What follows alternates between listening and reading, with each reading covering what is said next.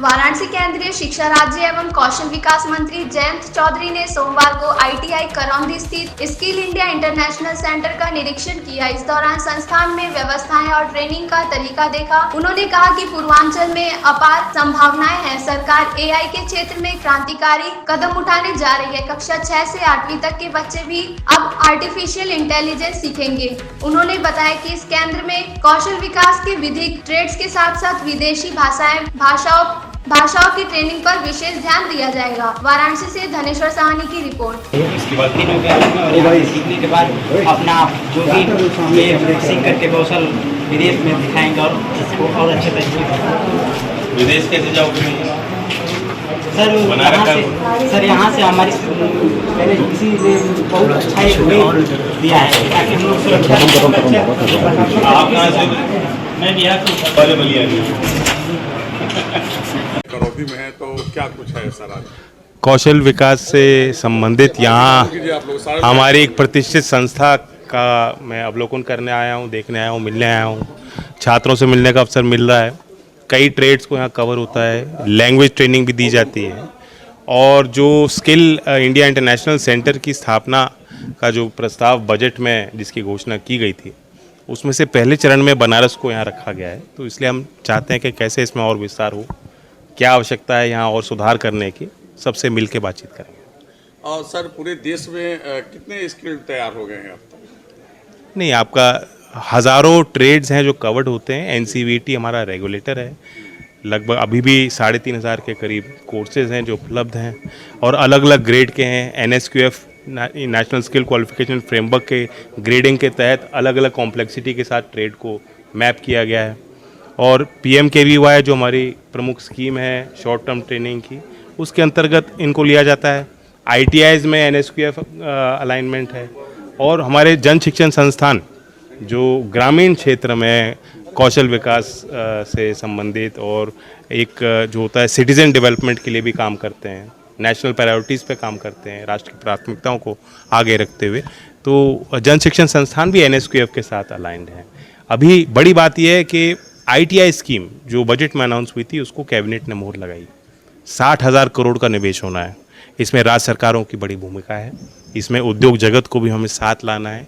जो MSME हैं, जो छोटे यूनिट्स जहाँ चलते हैं, जो परंपरागत उद्योग है, उनका ख्याल रखते हुए जो नई इंडस्ट्री के क्लस्टर आए हैं उनके साथ मैप करके और ITI के गवर्नेंस, ITI में इंस्ट्रक्टर्स बेहतर हों, अच्छी शिक्षा पद्धति हो, ढांचा भी सुधार हो, ताकि जो बाहर बच्चे वहाँ ITI में आना चाहते हैं उनको लगना चाहिए कि हम एक अच्छे इंस्टीट्यूशन में पढ़ाई कर रहे हैं और आगे उनको एम्प्लॉयमेंट, उनकी मेंटरिंग, पूरी देखभाल इन संस्थाओं के माध्यम से हो।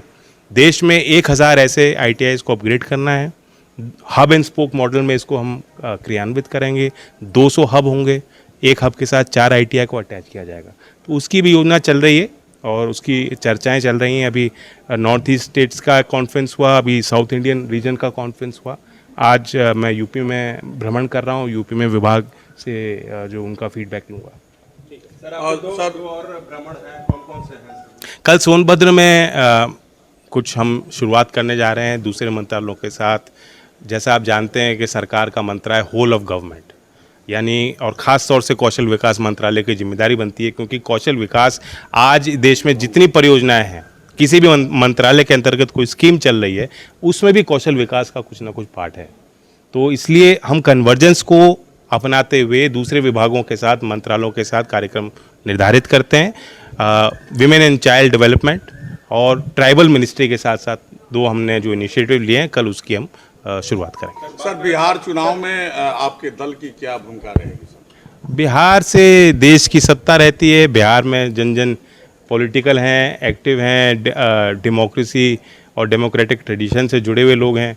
तो हमारी पार्टी की यूनिट अभी वहाँ बनाएंगे, देखेंगे क्या पार्टी का फीडबैक रहता है। सर स्किल इंडिया से संबंधित आप आए हैं, बच्चों को ज़्यादातर प्लेसमेंट की ज़रूरत होती है, तो प्लेसमेंट में स्किल आपको लगता है कि मतलब अच्छे कंपनी बहुत संभावना है। यहाँ जो स्किल इंडिया इंटरनेशनल सेंटर में हम बैठे हैं, इसका एक ऑब्जेक्टिव है आउटवर्ड माइग्रेशन और मिनिस्ट्री ऑफ एक्सटर्नल अफेयर्स के साथ, NSDC के साथ हमारे मंत्रालय ने बातचीत करके एक फार्मूला तैयार किया है कि जो RAs होते हैं, जो सेंडिंग स्टाफिंग ऑर्गेनाइजेशंस होते हैं, जो विदेशों में बच्चों को नौकरी दिलवा सकते हैं, जिनके पास ओपनिंग आती हैं, जिनका विश्व में प्रेजेंस है, उनके साथ हम तालमेल हमें बनानी है। तो यहाँ भी SIIC में भी हम RAs को यहाँ मोटिवेट करेंगे कि यहाँ जो बच्चे पढ़ रहे हैं उनको हम लैंग्वेज ट्रेनिंग भी दें, चाहे जैपनीज़ भाषा सीखना चाहते हैं उसकी भी हम यहाँ व्यवस्था करें, इंग्लिश ट्रेनिंग यहाँ हो रही है, ताकि जो आउटवर्ड मार्केट्स में डिमांड है, आप देखते हैं कि यूरोप में एजिंग पॉपुलेशन है और हमारे देश में एक यंग पॉपुलेशन है, तो वो चाहते हैं कि अच्छे और इंडियन वर्कर्स का सम्मान, उनकी रिस्पेक्ट पूरी दुनिया में है। जो वर्क एथिक है, जो उनका स्किल लेवल है, उसका लोहा दुनिया ने माना है। तो इसलिए बनारस के भी यहाँ यूथ जो है, नौजवान, पूर्वांचल के जो नौजवान यहाँ प्रशिक्षित होंगे, उनकी कहीं भी दुनिया में नौकरी लग सकती है। सर, बड़े कम शब्दों में स्किल क्यों जरूरी है सर छात्रों के लिए, क्योंकि अभी भी कंफ्यूजन है बहुत सारे युवाओं में। बिल्कुल है। असल में परंपरागत तौर पे बच्चों को बताया जाता है कि आप स्कूल पूरा करो, उसके बाद आप जो है और कुछ नहीं है तो चलो कॉलेज कर लो, और मौका नहीं मिल रहा चलो ITI कर लो। तो ऐसा नहीं है, लोग शॉर्ट टर्म कोर्सेज को ज़्यादा पसंद कर रहे हैं। इंडस्ट्री बहुत तेज़ी से बदल रही है, इंडस्ट्री की रिक्वायरमेंट कुछ और हैं, और हमारे जो परंपरागत शिक्षा की व्यवस्था है उससे हम कुछ और बच्चों को सिखाते आए, उसमें भी व्यापक तौर पे परिवर्तन हो रहा है। राष्ट्रीय शिक्षा नीति ने कौशल और शिक्षा को दोनों को साथ में जोड़ा है। ये दोनों एक अंग हैं, इनको अलग नहीं देखना चाहिए। और हाल में ही हम 15 तारीख को भी AI के क्षेत्र में फ्यूचर स्किल्स में एक बड़ा कदम उठाने जा रहे हैं। स्किलिंग फॉर AI रेडीनेस का कार्यक्रम 6ठी कक्षा से 12वीं कक्षा में स्कूल जाते बच्चों को मौका देंगे कि आर्टिफिशियल इंटेलिजेंस को समझें और प्रशिक्षित हों। मेरा नाम डॉक्टर अनुराग सिंह है, मैं चुनार मिर्ज़ापुर का रहने वाला हूँ। डॉक्टर साहब जी, यहाँ पे किस तरह का प्रोग्राम किया जा रहा है और किसका आप लोगों ने स्वागत सम्मान किया? आज राष्ट्रीय लोकदल का प्रोग्राम था यहाँ पर वाराणसी में। वाराणसी से सोनभद्र तक जाएगा। आज माननीय चौधरी जयंत सिंह जी और रविंद्र पटेल प्रदेश अध्यक्ष का स्वागत हमने किया है बनारस में। किस तरह का अब आगे का 2 दिवसीय जो कार्यक्रम है सोनभद्र तक का, क्या उसमें क्या चीज़ें निष्कर्ष निकलेगी, क्या होगा? अभी तो यहाँ से नारायणपुर के लिए पटेल जी की मूर्ति पर माल्यार्पण वगैरह के लिए हम लोग प्रस्थान करेंगे।